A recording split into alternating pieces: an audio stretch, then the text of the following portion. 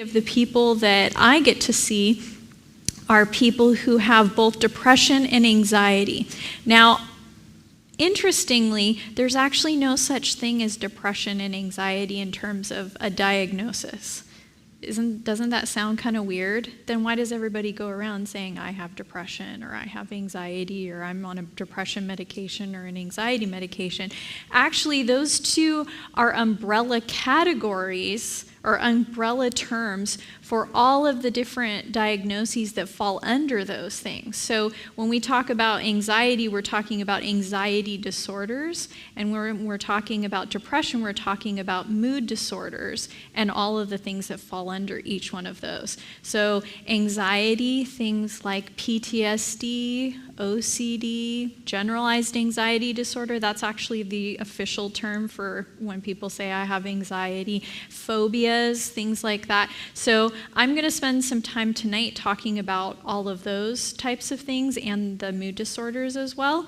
But don't think that, I can't relate to this, or I don't know anybody because they don't specifically say they have depression. They might have bipolar, or they might have seasonal affective disorder and things like that. And so I'm going to cover the broad spectrum of this. But when I say depression and anxiety, I'm referring to the overall categories and stuff. So I want to share with you some of the anxiety signs that you might recognize in people or yourself if you have them. A lot of times people go, oh, they don't look anxious to me.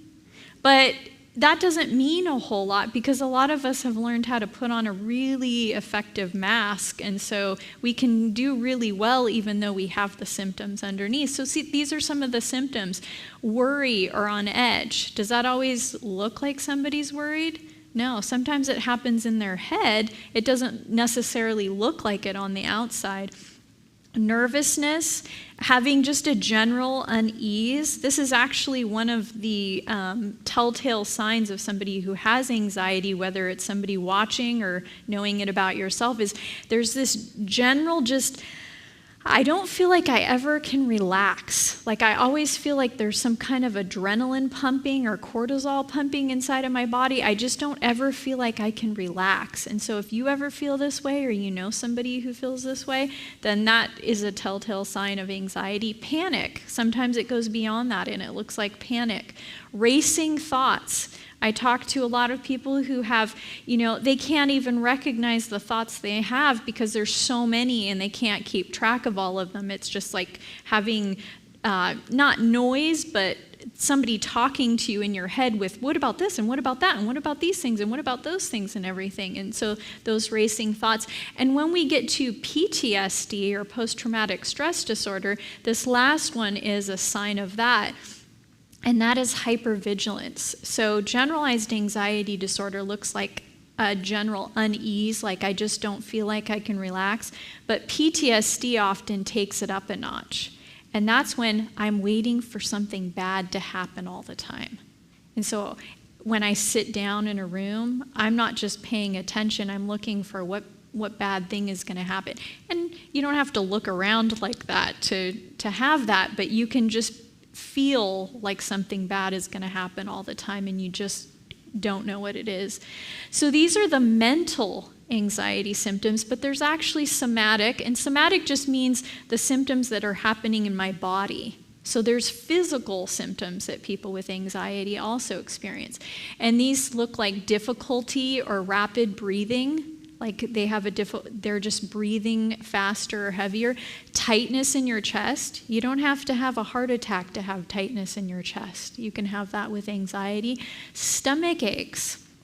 Even headaches and migraines. With children especially, children don't often know that they have anxiety. So what do they have? They have headaches. Oh, my head hurts, or my tummy hurts, and they might have that a lot. Now, it can be other things too. Maybe they had too much candy, but if you have a child in your presence or your own child, sometimes they'll have these problems, and that can be, I'm afraid of going to school. I have anxiety about going to school and being around people and that sort of thing. But those are specifically what kids tend to show up with, young kids. Restlessness, not feeling like you can sit still. I have clients who their legs will shake, like that, or their hands will shake, and that's not from other medical issues. Muscle tension. If you've ever gotten a massage and the masseuse says, like, wow, you're really tight here. Do you know how many of us don't necessarily recognize anxiety because of the tension we have in certain parts of our body? I noticed that I carry tension sometimes in my behind. I'll be driving and I'll be wondering, why?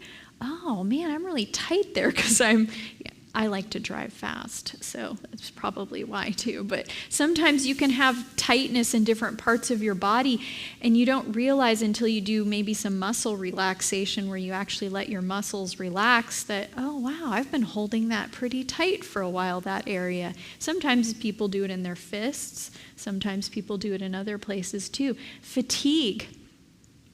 I noticed with a lot of my clients, I do a group, and it's specifically for people who have depression and anxiety, and I noticed a lot of my clients were tired all the time, and I thought, they sit or they're in bed all day. How can they be tired? But what happens when you're mentally running through scenarios in your head all day? You don't have to have a physical exertion or burden on you.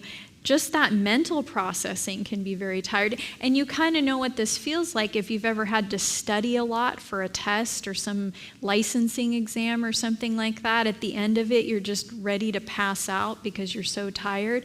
Well, you didn't run. Why am I so tired? Well, your brain is working, and that can also exert a lot of energy too. Sleep problems. Now, some people have trouble going to sleep. Some people have trouble staying asleep. Some people wake up multiple times throughout the night. Hot and cold flushes. Now, sometimes I get nervous getting up and talking, so that's a normal kind of thing. But when you have that often, and it's not related, ladies, to menopause, but it's related to anxiety, that can happen too. Shaking, nervousness and otherwise. Bowel issues. A lot of people, some people might even talk about this. I probably talk about a lot of things just because I'm so used to getting to the deep parts of things with my clients and stuff, but a lot of people have bowel issues. They can't go to the bathroom, they go too often and that sort of thing. That can happen also from anxiety, and then even dizziness can be a symptom of that. These are also some signs that people have anxiety, different phobias. I referenced that earlier. You can have a phobia to just about anything.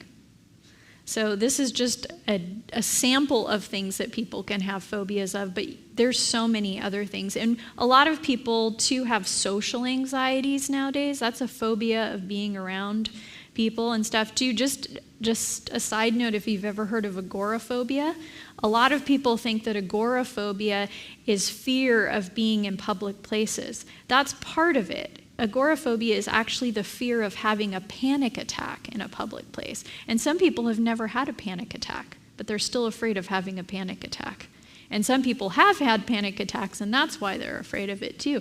But also obsessing and or compulsions to ease the anxiety. Sometimes people have anxiety about something, and that anxiety just builds and builds and builds. And then there's this irrational belief that if I do this behavior, that will ease the anxiety. And it does for a while, but the problem is then it only encourages the anxiety the next time by saying, oh, I must have to do this behavior to release that anxiety, and it becomes this perpetual thing. Nightmares and or flashbacks, and those are specifically typically about post-traumatic stress disorder or PTSD.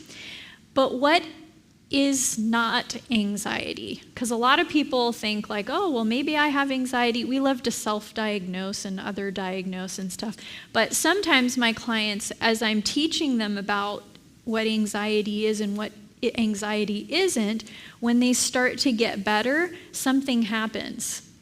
Maybe they have a conflict with somebody and they go, oh, my anxiety's coming back.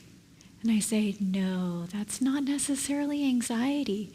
That's normal human anxiousness about having to talk about something or confront something. That doesn't necessarily mean you have anxiety just because you have to have a difficult conversation with somebody. That can just mean, hey, this is what happens when I don't like confronting issues in my life. And so when you have to talk to somebody, that isn't necessarily an anxiety disorder. It can just be anxiety. And you have to have anxiety over a certain period of time with other symptoms in order for it to be an anxiety disorder. Getting up to speak, I mentioned that. How many people love to get up in front and talk in front of people? Do you know that that's actually a fear more than death to most people? They'd rather die than get up in front of people. Making a big decision. Sometimes that can cause anxiety, but that doesn't mean you have an anxiety disorder just because you're nervous about making a decision. How many people got nervous about getting married? Like, wow, this is a really big deal. Or a job decision. Maybe you had the choice between different jobs, or you had to take a job even if it wasn't your most ideal situation because you needed to work. That can be normal anxiety, and even taking a test can be normal anxiety too. So what are depression signs?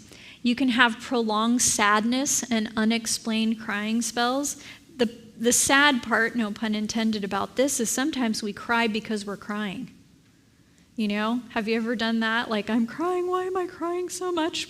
And that fear of the crying actually makes you continue to cry even more, and it creates a cycle of that. Significant changes in appetite and sleep patterns.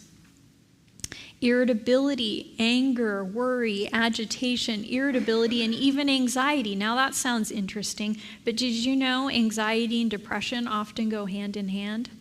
I'm anxious because I'm depressed all the time, or I'm depressed because I have anxiety all the time, and I have to wake up to this one more day, you know, that sort of thing. Pessimism and indifference. You know, sometimes another word for indifference can be apathy.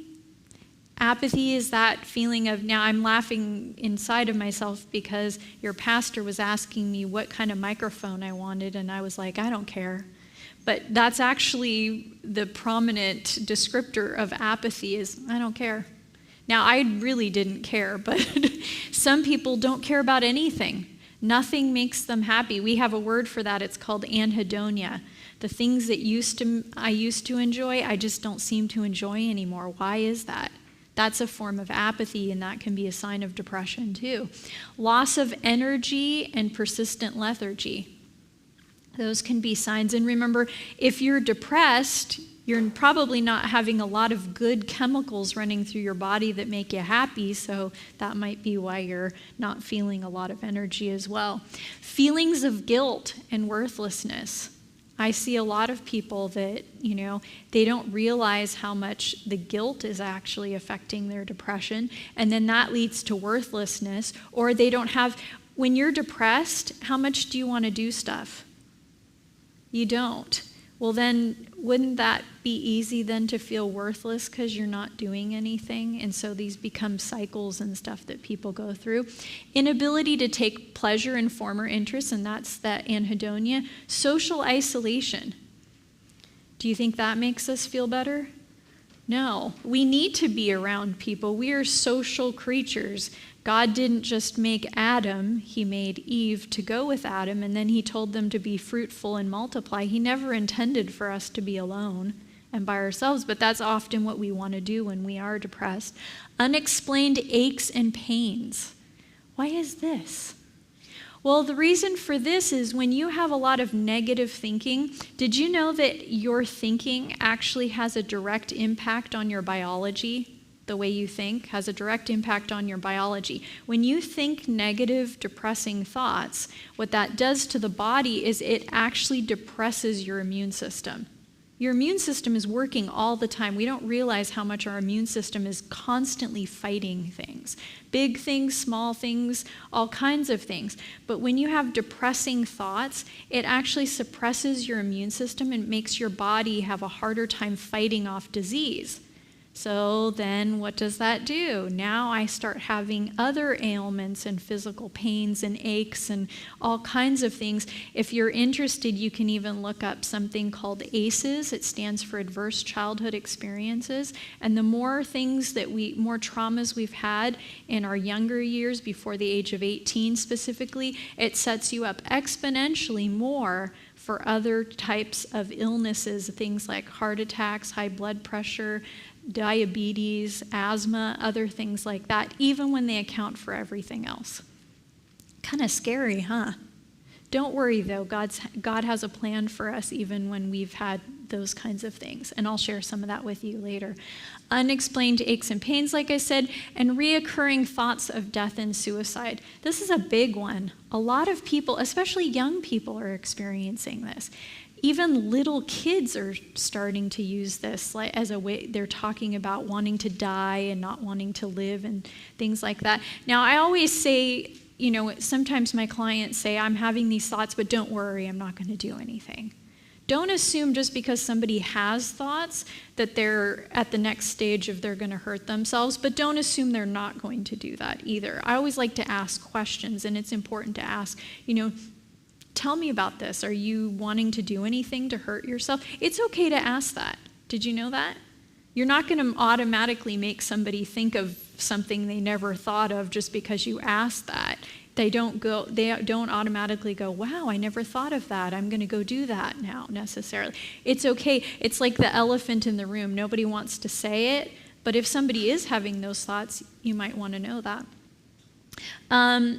Grieving after a breakup is not depression, but it can become depression, especially a lot of young people.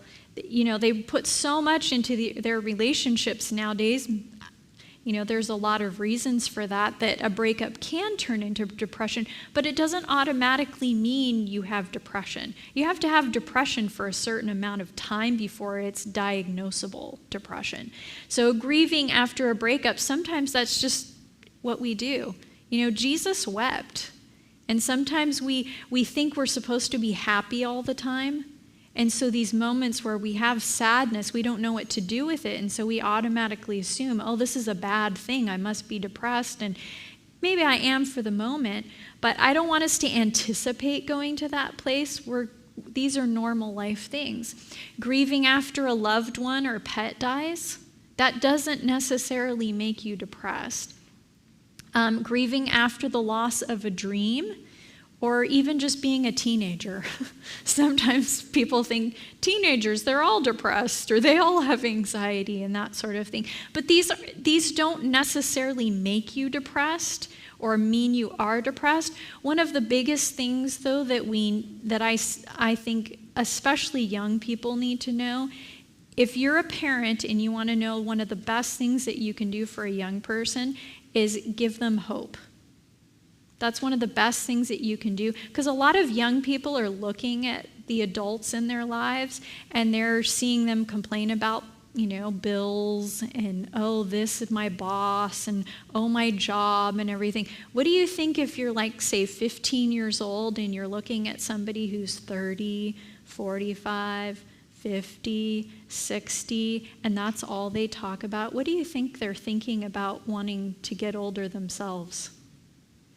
I used to work with some of the worst kids in society, meaning the crimes and stuff that they committed. I worked in a group home with at-risk teens, and one of the questions I started asking the teens that I worked with is, how long do you want to live? Do you know one of the saddest things I heard? None of them wanted to live even to 30. And I was over 30 while I was working there. And I thought, wow, this is a really sad thing. But what do you think all the adults were talking about around them? Oh, this person went to prison, and oh, this person can't pay their rent, and all of these sorts of things. So what was there to look forward to growing up? So if you want kids to, be happy, let them know there's something great to look forward in growing up, So some self-harm and suicide signs, scars, often in patterns. Cutting is not the only thing that people do. Sometimes they burn themselves. Sometimes they hit themselves. There are a lot of ways that people can harm themselves, but if you notice a pattern specifically, maybe bruises in the same spots all the time, cuts in the same arm, sometimes it's easy to tell, what hand a person's dominant hand is when they're a cutter, because it's always the opposite arm. If I'm right-handed, I might cut. Oh yeah, I got scraped there, but why is it always on the left arm? That sort of thing. Fresh cuts, scratches, bruises, bite marks, or other wounds. Excessive rubbing of an area to create a burn. Sometimes kids will do that even with erasers and that sort of thing. Keeping sharp objects on hand at all times. Now, some of the older generation, they like to keep a pocket knife on them, but there are other things that are not necessarily utilitarian, so to speak, that kids will keep on them. They could be like razor blades and that sort of thing. So you just want to keep a check on those. And then wearing long sleeves or long pants even in hot weather. Now, sometimes that's a sign of insecurity with body, when you put big sweatshirts on. And I don't know if some of you have recognized this, but I work a lot with teenagers and stuff. I actually love working with teenagers. But a lot of them, if you haven't noticed, will wear masks and stuff. And it seems like, it's because of COVID. But what was happening before COVID? Kids were putting hoods over their heads and covering themselves that way. And now kids aren't even afraid of COVID, and they're putting the masks on because it's another way of blocking people from seeing who they are. And that can be a sign of depression too, when they don't want people to see them and see their features and stuff. A lot of them are very insecure, and so these masks are another form of like covering myself up so people don't have to see me. And so you want to be careful that you're not just assuming that they're hurting themselves, because it can be different things. But really the thing is, pay attention to differences. Like whenever we had treatment team meetings in the group home, we always looked for the baseline behavior of someone, and then we looked for changes from that baseline behavior. So you could have like a Tigger in your, a Tigger kind of kid who's bouncing all over the place, and then when you see them suddenly sedated and not really happy anymore, now what do? Well, that's a difference. Or they could be an Eeyore kind of person, and then suddenly they're acting like Tigger. Well, you want to know why that is. And substance use can also be a part of that as well. Frequent reports of accidental injury can be a sign. Difficulties in interpersonal relationships. Behavior and emotional instability, impulsivity, and unpredictability. That can also be a sign of substance use too. And kids are actually getting used to substances earlier and earlier. This is being introduced. Statements of helplessness, hopelessness, or worthlessness, and even overachieving. How many times do we hear in the news, this kid who was a 4.0 student was in all of these extracurricular activities, getting all kinds of trophies, and suddenly we hear that they committed suicide. Sometimes that's a way of compensating for their depression or feelings of worthlessness. So I want to look at some of the contributors too, because I think this is really important. One of the contributors that I see a lot now is dystopian themes. And you guys have Barnes & Noble out here still? Okay. I know a lot of them are closing because the internet is getting bigger and bigger, but all you have to do is walk into the young adult section of this. I don't even like going into the bookstore anymore because of all the dystopian type themes. So what are these? They focus on societies with great suffering or injustice, and then there's usually a superhero type character or some, hero character that comes in, but the majority of the story is on very dark themes and things like that, and even science fiction type stuff. There's almost nothing that's geared towards young people nowadays that doesn't have sort of occult themes or magical kinds of themes or these dystopian, but even the dystopian is in the superhero stuff.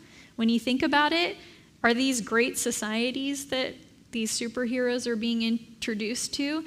And I never understood this as a kid because I didn't really think about this, but I knew about superhero stuff when I was growing up. Do you know the one superhero movie I never wanted to watch? Anybody want to guess? No. Well, thank you for saying that, but that wasn't around actually when I was a kid yet. But anybody, my husband might know this. No? Batman. You know why? It was always in the dark. Did anybody notice that? The whole movie is in the dark. Like the sun never comes out. That's a dark theme. And a lot of people nowadays, they don't want the lights on. I told you I run a group Monday through Friday for the first 3 hours of the day. And oftentimes I'll go into my group. They're already in there. They've gotten there on time. And the light's out. And I go to turn on the light and they all go, "No, don't turn it on." And I'm like, why? It's really dark in here. Because that's what happens when you're depressed. You don't want to see. You kind of go into that dark place and you just keep going deeper and deeper. So drug references, our society is normalizing dysfunction. We're getting more dysfunctional and we're normalizing it too. And a lot of things in movies and television actually normalize this. So you'd think everybody was doing this stuff. Everybody was doing drugs. Crime scene shows. This is something I used to love watching. You know why? I love psychology, and a lot of them have a lot of psychology involved in them. But I realized, what was it doing to me? It was actually affecting the way I saw the world, too. And another one that I'm going to reference, I'll just do it now, though, is the news. Is there anything really good happening on the news? Do you know the news is like a soap opera? Every time you turn it on, the same story is happening, just different people. Somebody else has killed somebody else has died, another trauma is happening, another act of nature is going on. They just keep recycling the story, but in different names and places and that sort of thing. And we learn like the world is a helpless place and a hopeless place. So the next one is pornography, sex, and even abortion. We're hearing a lot about that one right now. A lot of these, one of the things that, and I don't want to get political on this because I'm not trying to get anybody to vote anything, but one of the things that people don't realize is there are consequences to sex. And abortion isn't the only one. I talk to a lot of women and even men, and the saddest things I hear are nothing that is being talked about in terms of all the stuff that's on the news and that sort of thing. Do you know how many people still believe that what they've done abortion-wise was the best choice for them, but they're experiencing extreme guilt because of it? And they're having to deal with the conflict between, well, I couldn't do anything else. That was the only choice I had. But why do I feel extreme guilt about it? And I can't really talk to anybody about it because I believe that it's the right thing to do. But if I say anything, then I'm going to ruin all the stuff that people are doing to try to make it so women like me can do this. That's what they're saying. Or I can't tell my kid I did this because how do I explain that they were okay to have lived, but that kid wasn't? And even the men who say, I don't have a right to say anything, I wanted the kid though. But it's her body, her choice.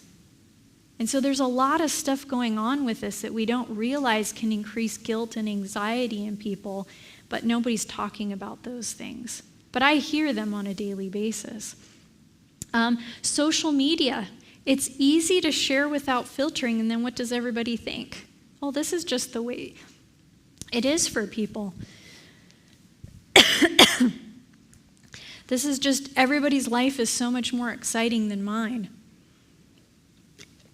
And then some of you know FOMO. What does that stand for? Fear of missing out. The problem is, did you know you're always missing out? If you're here, what are you missing out on? All the stuff that's going on outside of here. If you're outside of here, what are you missing out on? what's happening here. If you have a baby, what are you missing out on? Sleep. Yeah, but if you don't have a baby and can't have a baby, what are you missing out on? If you're single, what are you missing out on? Not being pregnant. I told you I got up at 2:30. Please forgive me for anything that comes out of my mouth. If you're single, you're missing out on being married. If you're married, what are you missing out on? Nothing. No, I'm just kidding. I'm married, so I can't say I'm missing out on anything, can I? No, I'm not. I was single for a very long time before I got married. But also some other things, and this goes with social media too, technology. Some of you have already heard about all of the ways that technology is manufactured to get us sucked in so we can't get out of it. And then now you can't go anywhere without seeing people on their phones. That's the easiest way. It's actually a form of dissociation. This is becoming a bigger topic lately. People are dissociating from reality. Some people want to do that quite a bit. But one of the ways that we all do this is when we get on our phones. It's a way of like, I don't want to deal with the rest of the world. I'm just going to go into my phone and go to my happy place stuff. So that's another thing. Shows, movies, and chat rooms that normalize depression and suicide. I had to add chat rooms because I'm working with a lot of young people who are actually learning about themselves and unfortunately all the lies through chat rooms. And they're actually building this very irrational view of their bodies and themselves and their genders and all sorts of things based on a bunch of people just talking about what they like, not necessarily what's scientific and stuff. And so a lot of young people are being confused by that. Focusing on the negative, tragedies and doubt, and even end-time events. I've worked with some young kids who, their parents talk about end-time events so much you wouldn't think there was any hope in Jesus. And so we have to be careful even sometimes. We get so excited about end-time events that, we can go either side of that. Don't get me wrong, but sometimes if kids are only hearing about that, don't you think that's kind of scary? And a lot of young people are even leaving the church because that's all they're hearing about. Now, I'm not saying don't talk about those things. Those are true things. But we have to understand there's a balance to that. We should also share the hope of Jesus with those. And that should be the foundation so that when we hear about things going on in the world, we don't have to worry about that, even though we know what's going on. Substance use and early sexual experiences is also another contributor. I like to say, everybody has the plumbing, but they don't necessarily know how to use it. Because we don't understand that it's not just your physical plumbing, it's the mental plumbing. And the mental plumbing is connected to the physical plumbing. And we can't disregard how the mental part of that works too. This is a big one, living in opposition to values. This can be a huge contributor to anxiety and depression. And some people, we've grown up in a certain way of living and we decide I'm going to do what I want to. But we don't realize what kind of guilt, anxiety, and depression comes with that. Also, focusing on being happy versus duty and work. This is a huge soapbox I like to get on every once in a while. There is a 4-letter word that a lot of people hate, and it's called work. Do you know there's something wonderful that comes with work? A sense of worthwhileness, but even something just scientific that comes with work. Do you know that you get a dopamine boost every time you do work? It may not seem like a big deal, but have you ever worked really hard at something and then finished it and stepped back and looked at it? What's that feeling that you get? Man, it's like the best feeling ever. When I first realized how special this was, it was when I was in school and I was in college and I signed up for a class. I had a teacher. I I don't know why I signed up for his class, but as soon as I did, I was with some of my girlfriends in one of their dorm rooms, and they were all talking about this teacher. They didn't know I had signed up for his class, though, and I was hearing things like, he's really hard, he doesn't give any A's and everything like that, and, a lot of people drop his classes because he says he doesn't give A's. And I was like, oh, man. I had actually taken a couple of his classes, and I really enjoyed the class. And now I was struggling with, what do I do? I really want to take this class. I'm enjoying it, but I don't want to get a bad grade because he doesn't get good grades. And I decided my grades weren't that important, so I stuck with the class because I really liked the class. And fortunately, I didn't have parents that were, big on what my grades were. They were pretty impressed with anything I did, I think, because they weren't huge academics themselves. And so I stuck with the class. And I remember he was going to give a paper that we had to do. And so I dug in there. I probably disregarded some of the other classes that were also important at the time. And I put everything into writing this paper. And remember, I'm not the valedictorian kid. I like to say I'll push through anything, but I'm not the one that gets the highest grade in the class. And so I pushed through this one. I was like, I'm going to do my best. And I'll never forget the feeling when my teacher passed out the papers. When they turn them over and they put them on your desk, and you're like, now what do I do? I've got all these people around me. I don't want to pull it up and show them. And then what am I thinking? Oh, I probably don't have a very good grade. I pulled it up, and I didn't see anything on that side. And I was like, oh, I got to pull up the other side. So I pulled up the other side. What do you think I saw? I actually had an A-. It was the best feeling in the world, except I couldn't show anybody because I didn't want anybody to know. I was like, oh. I waited till after class was over, and I turned the paper over, and there was a note on it. And it said, I really liked your paper. Would you read it in front of class? 2 things happened to me. I wasn't a public speaker yet. I was terrified of reading it in front of class. But the other feeling was like the best feeling in the world. Like he liked my paper. I worked so hard for that paper, though. It was the best feeling. And the cool thing is I still remember it to this day. And I've actually lived twice as long as the age I was when I got that paper back. And so we don't understand the power of work and what it does to our feelings and how good we can feel when we do work. But sometimes we deprive kids of this. You know how good a kid feels when you give them a mop or a broom or something like that, and you tell them to sweep up something, and they're so little they can't help but do a horrible job at it? And you look at it and you go, why did I do that in the first place? I'm just going to have to clean it up. But you look at their little face, and they're so proud of what they've just done. I'm just like mommy. I'm just like daddy. Don't take that away from kids. That's one of the best things that you can do for them. Let them work. Lack of prayer and Bible study and a relationship with God. Our world is becoming vastly, vastly separated from this concept. We think we have to do things all the time. This is the beauty of God. He gave us work, but then he also gave us rest, and he gave us prayer and Bible study. And he wants us to balance those things. And so when we give our kids and we give ourselves time to read the Bible and pray, what we're giving ourselves is as a protection against all of the stuff that the world is attacking us with. And knowing, you know that feeling when you've got somebody at school that doesn't like you, but you know your mom or your dad will take care of it?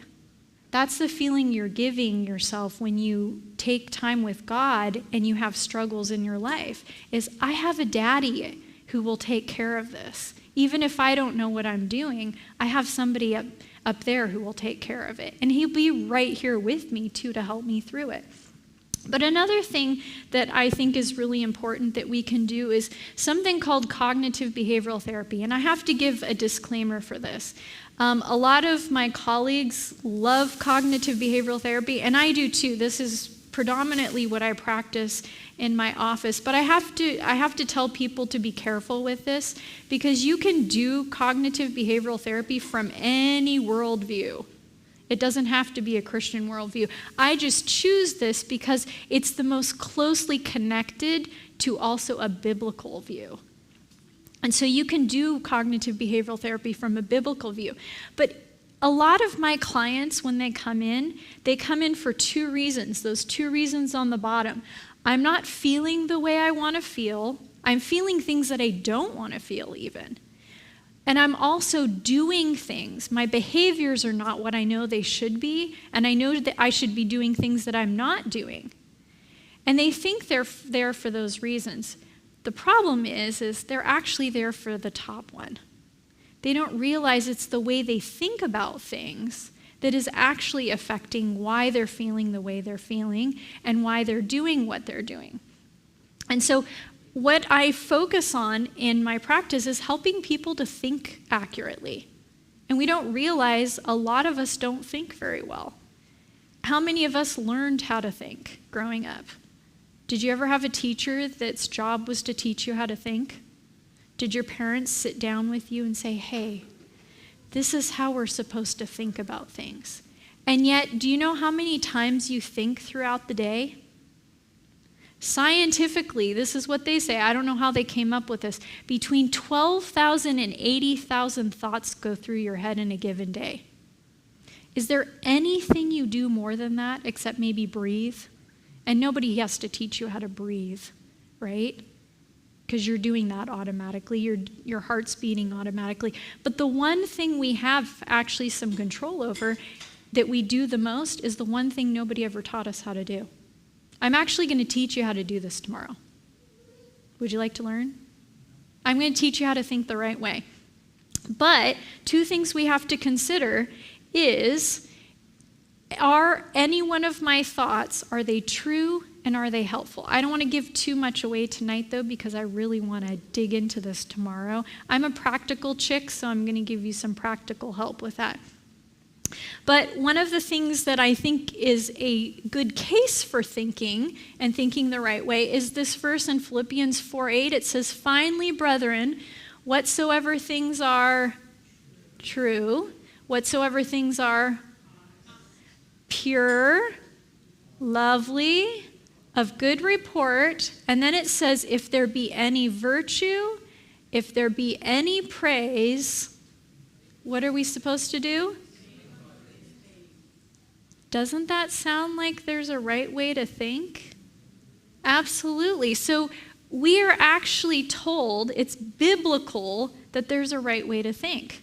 And we're supposed to focus our thinking on these things. And yet, how many of us actually do this? We're left to run wild with our imaginations, and nobody has taught us this. So here's some of the things that I hear people say.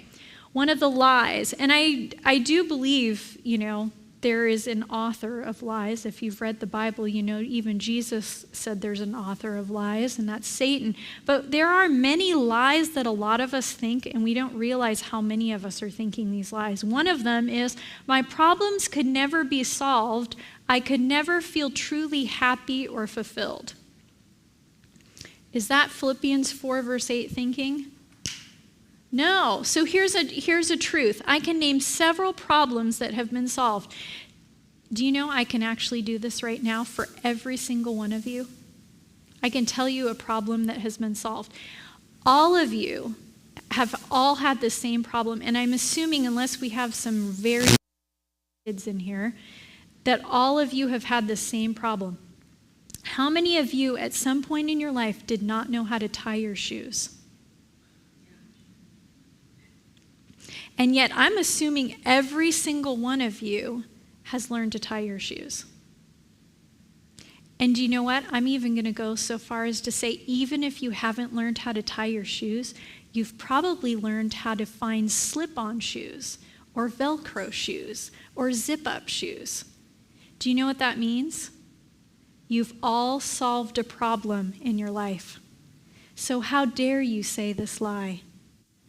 that I can't solve my problems, that my problems could never be solved. Do you know what's interesting? As soon as you understand that, what starts happening in your brain?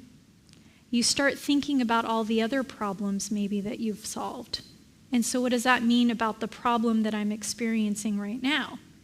Maybe that one can be solved too. I just haven't gotten to the resolution of that. I'm basically worthless, defective, and inferior to others. People actually think this, and maybe some of you have thought this. How about just because I feel worthless doesn't mean I am? Do you know your feelings are not facts? Because we've all felt feelings that we've come to realize actually had no basis in reality. Have you ever been afraid of something that you later learned was nothing worth being afraid about? Yeah, we all have. Because I know when you're a kid, do you know how many things you're afraid of when you're a kid? And then you find out, oh, this isn't that big of a deal after all. There aren't really monsters under my bed. If I'm numb, I need to hurt myself to feel something.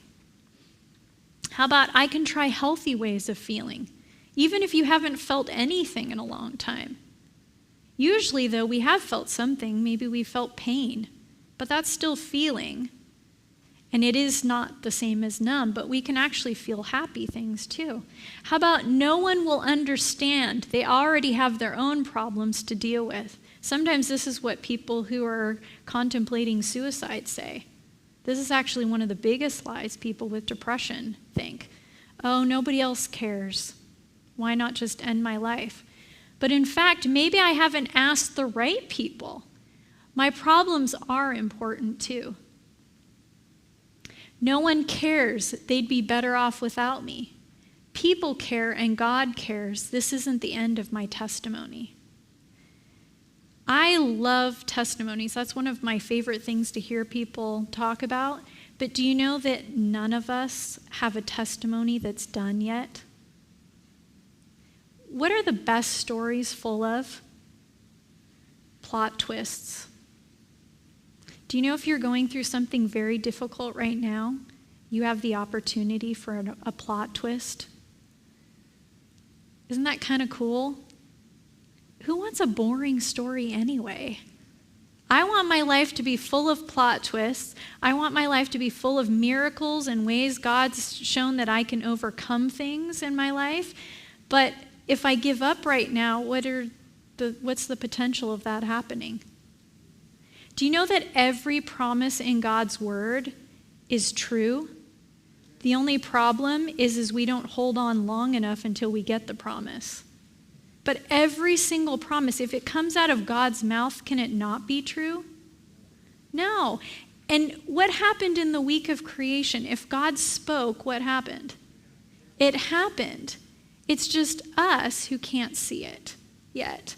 And so if we hold on just like Jacob did, we will actually get the fulfillment of that promise. But we often cut ourselves short of seeing the promise fulfilled because we give up. God hasn't given up. We give up. And I can tell you many stories in my own life of how many things I've prayed for years, and it wasn't until years later that that promise was fulfilled. If you ever want to know, I'll tell you later. Prayer and Bible study are actually the best helps, but sometimes we need help in understanding those things and what they mean, because maybe we've had unhealthy, authority figures in our lives and people who've told us lies and twisted the things in the Bible and stuff like that. So these are some trusted sources that I think are very helpful. One, a great book, Mind, Character, and Personality. If you haven't read the 2-volume set, I think it's wonderful. Do you know this woman who wrote this book? If you haven't heard of her, her name is Ellen White. I think she should have had a psychology degree. If you've ever read her writings, she's not a psychologist, but I think she should have had a psychology degree because of how much she talks about the brain. And there are so many things I found in her writing that if I had just read her stuff, I wouldn't have had to read any of the psychology books that I've actually read. Because she talks about things, you just have to have your eyes open to see them. And there's wonderful things in there. She doesn't call them OCD, but she's talking about it if you read her stuff, especially in this book. And it talks about the mind and the body connection too. So it's not just a one-sided, we're only talking about the brain. She's talking about everything. So I think this is a wonderful book. Some other Christian books, or Christian authors, the Telling Yourself the Truth book is a wonderful book, and there's also a workbook that goes with it. You don't have to read that book to do the workbook. You can do the workbook separately, is also really nice. And then the SOS Help for Emotions, if you have friends that are not necessarily spiritually minded, it's a wonderful, very practical book that doesn't actually talk about Christianity and stuff in it, but is quite helpful, I find. But I also think that therapy is very good. I know I'm biased to that because I am a therapist, but find a good therapist, one that, appreciates your biblical perspective if that's important to you.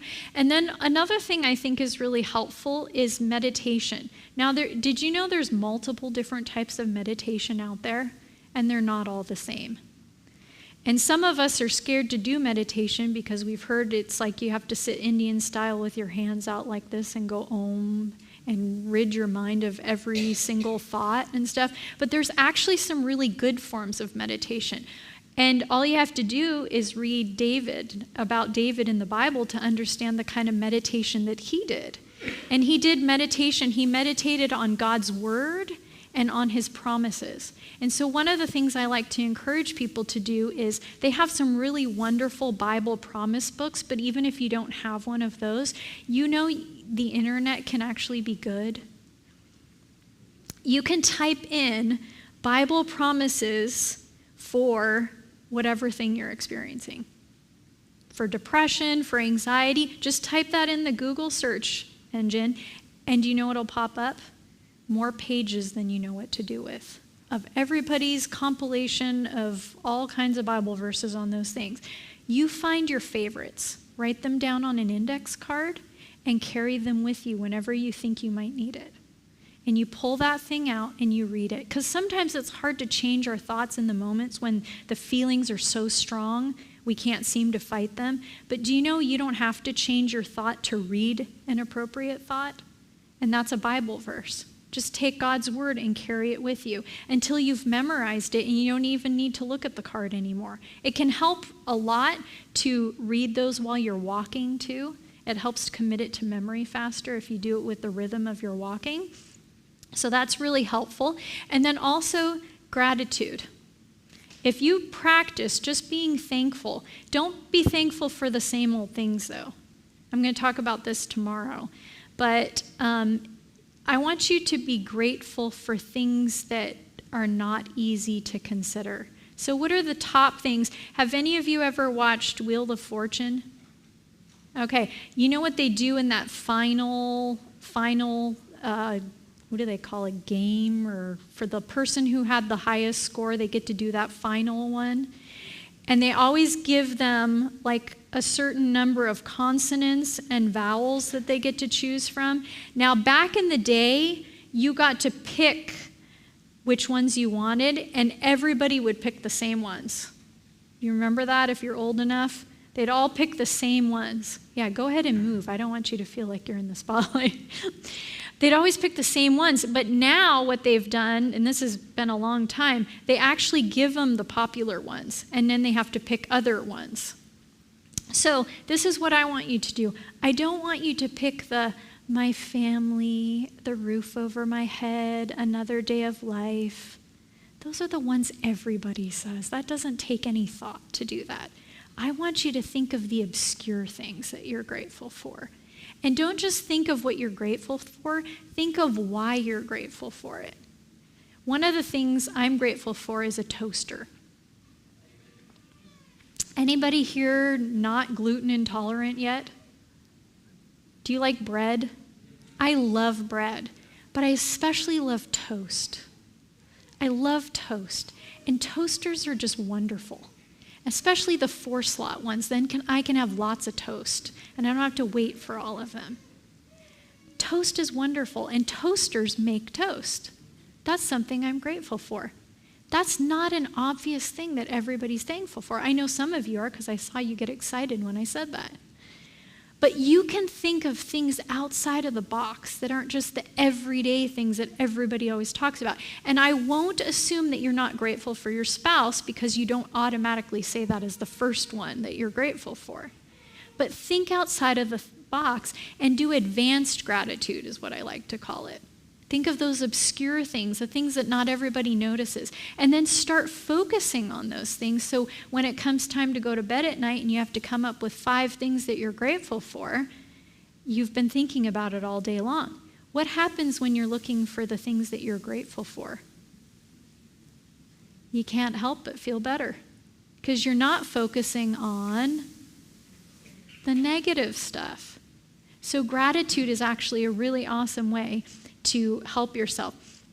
I want to end with a quote because sometimes I hear people say things like, oh, how come we don't talk about this stuff in church? Or how come we don't talk about this stuff, in our different get-togethers and nobody brings this stuff up? Did you know that same author that I was telling you about who wrote The Mind, Character, and Personality actually wrote about suicide? Anybody not believe me? Here it is. I saw him looking on the dark side, distrustful of himself, and looking down into the grave. What does that mean when somebody's looking down into the grave? Does that mean they're literally standing on the edge looking down at 6 feet of barren space in the ground? No. This is poetic writing. He was looking down into the grave. He must not dwell on these things, but look to Jesus. So what does it mean when he's looking down in the grave? He's thinking about death. Do you think he's depressed? Absolutely. He's thinking about dying. But look to Jesus, a pattern that is unerring. He must encourage cheerfulness and courage in the Lord. Talk faith, talk hope, rest in God, and not feel that a severe, taxing effort is required on his part. All that God requires is simple trust, to drop into his arms with all his weakness and brokenness and imperfection, and Jesus will help the helpless and strengthen and build up those who feel that they are very weakness itself. God will be glorified in his affliction through the patience, faith, and submission exemplified by him. Oh, this will prove the power of the truth we profess. It is consolation when we need it. It is support when every prop of an earthly nature, which has been a measurable support, is removed. Isn't that the exact definition of what it feels like to be depressed? To feel hopeless? And hopelessness is actually one of the only symptoms that you need to be diagnosed with depression. Just having a sense of hopelessness means that you're depressed. And here she is talking about this very thing. And what does she say to do? She's recognizing it, but then she's also letting us know there's a way out.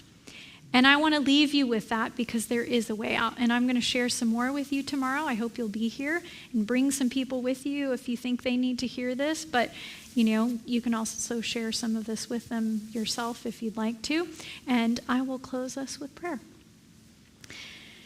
Dear Father in heaven, I want to thank you so, so much that you have not left us alone.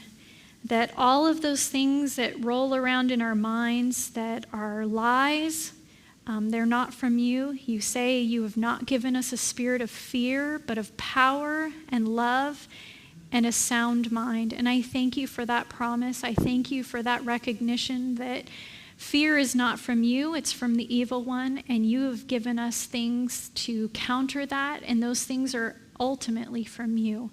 And so, Lord, help us to rest tonight in the thought that you love us and you've made a way out for us. And I ask all of these things and I thank you. In Jesus' name, amen.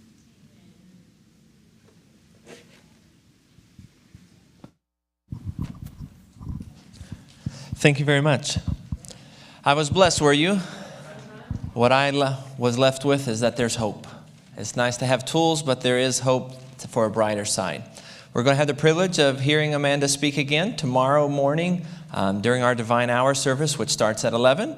And then also tomorrow afternoon, we're going to have a lunch after the service. And then right after the lunch, at 3 o'clock, we'll get to hear another presentation at that time. Until then, be safe, enjoy the evening, and finally the spring weather. Have a good night.